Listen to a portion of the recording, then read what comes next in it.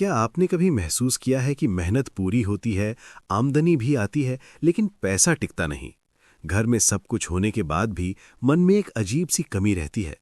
शास्त्रों में कहा गया है कि लक्ष्मी जी कभी अचानक नहीं जाती, वे चुपचाप घर छोड़ देती हैं। और इसका कारण अक्सर हमारी रोजमर्रा की कुछ ऐसी आदतें होती हैं जिन्हें हम सामान्य समझ लेते हैं, लेकिन वही आदतें लक्ष्मी को अप्रिय लगती हैं। लक्ष्मी जी को स्वच्छता और व्यवस्था अत्यंत प्रिय मानी गई है। जिस घर में गंदगी रहती है, जहां टूटे फूटे सामान, पुराने कपड़े या बेकार चीजें सालों तक जमा रहती हैं, वहां सकारात्मक ऊर्जा रुक जाती है। कई घरों में देखा जाता है कि खराब जूते, टूटे इलेक्ट्रॉनिक सामान या अनुपयोगी वस्तुएं बस कोनों में पड़ी रहती हैं। शास्त्रों के अनुसार टूटी चीजें रुकी हुई ऊर्जा का प्रतीक होती हैं, और जहां ऊर्जा आगे नहीं बढ़ती, वह लक्ष्मी भी ठहरना पसंद नहीं करती।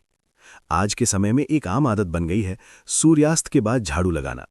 दिन भर की थकान के बाद लोग सोचते हैं कि रात में सफाई कर लेना ठीक है, लेकिन शास्त्र इसे केवल सफाई नहीं बल्कि ऊर्जा की हानि मानते हैं।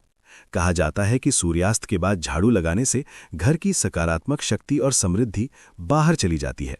कई बार बिना जाने हम अपने ही हाथों से लक्ष्मी के मार्ग को बंद कर देते हैं। अन्न का सम्मान करना भी लक्ष्मी कृपा से जुड़ा हुआ माना गया है। जहां भोजन का अपमान होता है, वहां लक्ष्मी स्वयं अपमानित महसूस करती हैं। थाली में खाना छोड़ देना, भोजन गिराकर यूं ही छोड़ देना या आवश्यकता से अधिक खाना लेकर फेंक देना, ये सब आदतें धन के स्थायित्व को कमजोर करती हैं।